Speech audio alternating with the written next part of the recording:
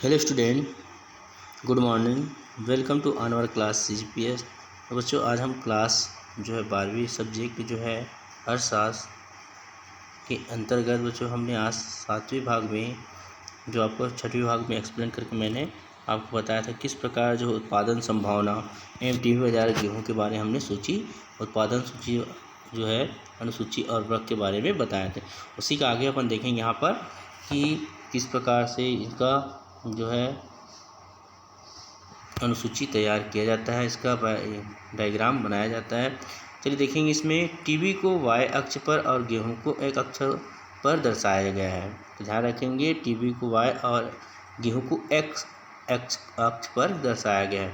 उत्पादन संभावना ऐप के अनुसार यदि अर्थव्यवस्था अपनी समस्त साधनों को केवल गेहूं के उत्पादन में लगा देती है, मतलब जो साधन है उसको सब किस में लगा देता है, गेहूं में, तो वो ऐप गेहूं की मात्रा उत्पादित होगी, मतलब ज़्यादा हो जाएगा।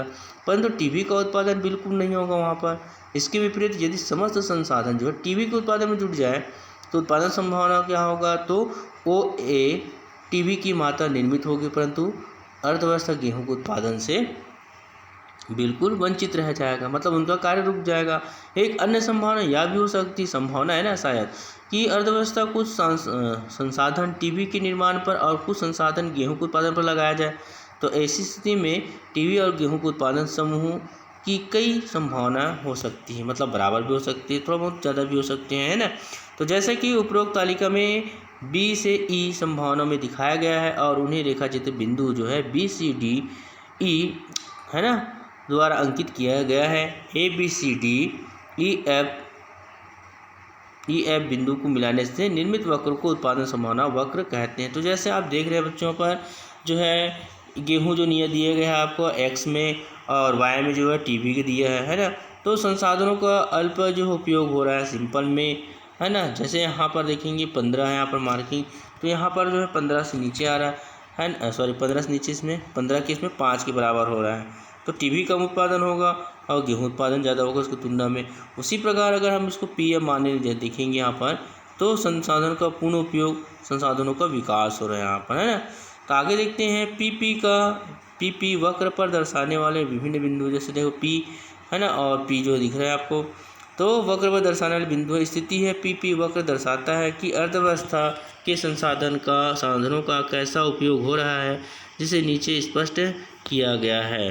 प्रत्येक पहले देखेंगे उत्पादन संभावना वक्र ए ऐप के प्रत्येक बिंदु पर उत्पादन संसाधनों का पूर्ण उपयोग होता है। जैसे यहाँ पर दिख रहा है बच्चों आपको, संसाधनों का पूर्ण उपयोग होता है ना। उसी प्रकार PP के वक्र के नीचे किसी बिंदु जैसे बिंदु G पर उत्पादन संसाधनों को अल्प उपयोग या अकुशल उपयोग दर्शाता है, मतलब कम मात्रा में उपयोग होता है। तो उसके बाद तीसरा नंबर देखेंगे PP जो है वक्र के ऊपर किसी बिंदु जैसे बिंदु H पर, यहाँ पर देख सकते हैं H दर्शाया ऊपर यहाँ पर, है ना, दर्शाया गया है, पर उत्पादन संभावना में बढ़ोतरी या तकनीकी प्रगति को प्रकट करती है या प्रकट करता है। उसी प्रकार आगे देखेंगे PP वक्र केंद्रीय समस्याओं को निम्न प्रकार हल करने में सहायता प्रदान करता है या सहायता करता है ना। तो इसमें देखेंगे केंद्रीय समस्या क्या, कैसे, किसके लिए का समाधान। PP वक्र का उपयोग केंद्रीय समस्या संसाधनों के आवंटन अर्थात क्या, कैसे, किसके लिए उत्पादन की व्याख्या करने व हल करने में किया जा सकता है। जैसे एक उदाहरण बताया गया यहाँ पर, जैसे क्या उत्पादन किया जाए की समस्या का हल PP वक्र पर संचालन के माध्यम से दर्शाया गया है। तो चित्र में देखेंगे PP वक्र जो है ए ऐप पर विभिन्न बिंदु जैसे ABCD जो है वहाँ पर टीवी और गेहूं के संयोजनों के विभिन्न विकल्प दर्शाते हैं। अर्थव्यवस्था अपनी आवश्यकता के अनुसार टीवी और गेहूं के संयोजन का वह बिंदु अर्थात विकल्प का चयन कर सकती है जो कि उसकी आवश्यकता पूरी कर सकती है। जैसे यदि समाज गेहूं का अधिक और टीवी का कम उत्पादन करना चाहता है तो बिंदु का संयोजन चुनेगा। यहाँ पर अपन बनाया था, उसमें देखना है आपको। दूसरा नंबर देखें कैसे उत्पादन किया जाए कि समस्या का संबंध उत्पादन की तकनीक के चुनाव से है। इस समस्या को हल करने में PP वक्र सहायक हो सकता है। यदि सभी संसाधनों का पूर्ण एवं कुशल उपयोग नहीं हो रहा है तो यह स्थिति बिंदु G वाले ग्राफ वक्र द्वारा प्रकट हो जाएगी। यह स्थिति अर्थव्यवस्था को नई उत्पादन तकनीकी अपनाने के लिए प्रेरित करेगी। जिससे उत्पादन AF वक्र पर होने लगेगी, जो संसाधनों के पूर्ण उपयोग का तकनीक प्रतीक हो, जो ऊपर में दिया गया था, है ना। अब यहाँ पर बोला जाता है किसके लिए उत्पादन में, तो PP वक्र सहायता कर सकता है, जैसे यदि वस्तुओं का संयोजन विलासिता के पदार्थ में वृद्धि और आवश्यकता पदार्थ में कमी दर्शाता है। आराम के जो चैन में जो टीवी है ना, उसमें क्या बोला जाता है, विलासिता और जो है ना वृद्धि और पदार्थ में कमी करता है, तो यह गरीब लोगों की ज़रूरत की बजाय अमीर लोगों की रुचि का डिमांड प्रकट करेगा यहाँ पर, है ना। तो इसमें आवश्यकता अनुसार परिवर्तन किया जा सकता है। अब आते हैं बेरोजगारी का PP वक्र पर प्रभाव। बेरोजगारी का उत्पादन संभावना वक्र में कोई प्रभाव नहीं पड़ता है। PP वक्र अर्थव्यवस्था द्वारा दो वस्तुओं का अधिकतम उत्पादन दर्शाता है जब संसाधनों का पूर्ण व कुशलतम उपयोग हो। हाँ, बेरोजगारी का होना इतना जरूरी नहीं दर्शाता, किसी संसाधनों का कुशलतम प्रयोग नहीं हो रहा है।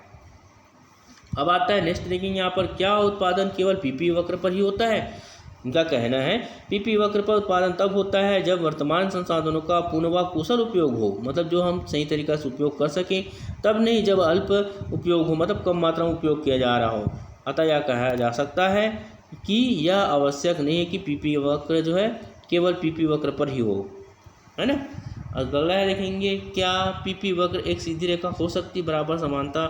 हाँ, यदि रूपांतर की सीमांतर दर जो स्थिर रहता है अर्थात ढाल स्थिर है, तो PP वक्र एक सीधी रेखा पर हो सकती है, ढाल और स्थिरता। ठीक, अगला देखते हैं अपन नेक्स्ट में है जो है अवसर लागत। अवसर लागत, अपॉर्चुनिटी कॉस्ट। अवसर लागत का अर्थ है एक उत्पादन की अवसर लागत उसे उत्पादित करने के लिए त्यागा गया विकल्प होता है। मतलब हम देखो किसी अवसर का उपयोग करते हैं, हम उपयोग करेंगे तो एक को जो है छोड़ना पड़ता है। अर्थात जब किसी संसाधन या वस्तु का प्रयोग एक विकल्प में करते हैं तो दूसरे विकल्प में प्रयोग करने वाले अवसर का त्याग करना पड़ता है, मतलब एक को छोड़ना पड़ेगा। अर्थात किसी संसाधन के प्रयोग करने की अवसर लागत अगले सर्वश्रेष्ठ त्यागे गए विकल्प की लागत होता है। अगर उसके आधार छोड़े तो उसके मतलब उसका अधिक से अधिक उपयोग क्या होगा, उसका उपयोग किया करें। उदाहरण के लिए यदि एक उपभोक्ता को मौसम्बी की जूस का एक गिलास लेने के लिए चाय के 3 कप का त्याग करना पड़ता है, अगर मौसम्बी ले, क्योंकि उसका रेट ज़्यादा रहेगा, है ना, तो उसको 3 कप के चाय का त्याग करना पड़ेगा। तो जूस के गिलास की अवसर लागत चाय के 3 कप होगा, मतलब जूस की 1 गिलास तो चाय का 3 गिलास होगा, है ना। अगला देखेंगे, इसमें बताया गया अवसर लागत और उत्पादन संभावना वक्र। तो अवसर लागत को PP वक्र के संदर्भ में इस प्रकार प्रदर्शित किया जा सकता है, किसी वस्तु की अवसर लागत दूसरी वस्तु की वह मात्रा होती है जिसका त्याग कर रहा है वो पहले का, है ना। पहली वस्तु को उत्पादन के लिए किया जाता है यहाँ पर त्याग। किसी संसाधन के प्रयोग करने की अवसर लागत अगले सर्वश्रेष्ठ त्यागे गए विकल्प की लागत ही कहलाता वहाँ पर। इस कारण से अवसर लागत को खोया गया अवसर भी कहा जाता है। तो इसी चित्र में देखेंगे आप बच्चों, यहाँ पर बताया OY और OX गेहूं का ये उत्पादन का। तो जैसे देखेंगे H में जो F से D का मान बढ़ेगा यहाँ पर, है ना। उसी प्रकार देखें इस अवधारणा को चित्र 1.2 में PP वक्र की सहायता से स्पष्ट किया गया है। जैसे मान लीजिए कि 1.2 में एक अर्थव्यवस्था उत्पादन संभावना वक्र AB के बिंदु C पर उत्पादन कर रही है, मतलब यहाँ पर देखेंगे A और B और C पर बीच में, है ना।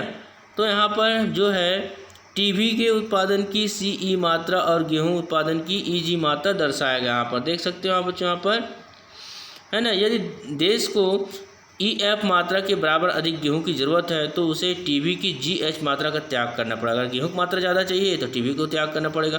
दूसरे शब्दों में कहा जा सकता है कि गेहूं EF मात्रा की अवसर लागत TV की GH मात्रा है, जिसे है ना तीरों द्वारा दर्शाया गया है। अब आते हैं अपन अवसर लागत के बाद बच्चों यहाँ पर सीमांत अवसर लागत का अर्थ। PP वक्र पर कार्यरत जो है किसी वस्तु की सीमांत अवसर लागत दूसरी वस्तु की वह मात्रा है जिसकी पहले की वस्तु की एक अतिरिक्त इकाई का उत्पादन करने के लिए त्याग किया गया है, मतलब हम उसको काम को छोड़कर दूसरा कार्य को लेना पड़ता है। जैसे गेहूं और TV के संदर्भ में सीमांत अवसर लागत को हम इस तरह की परिभाषित भी कर सकते हैं, किसी वस्तु की सीमांत अवसर लागत दूसरी वस्तु की त्याग की मात्रा ही कहा जाता है। जब पहली वस्तु का उत्पादन बढ़ाया जाता है तो त्याग की यह दर बढ़ाई गई वस्तु की सीमांत अवसर लागत ही कहलाता है, मतलब छोड़ा गया।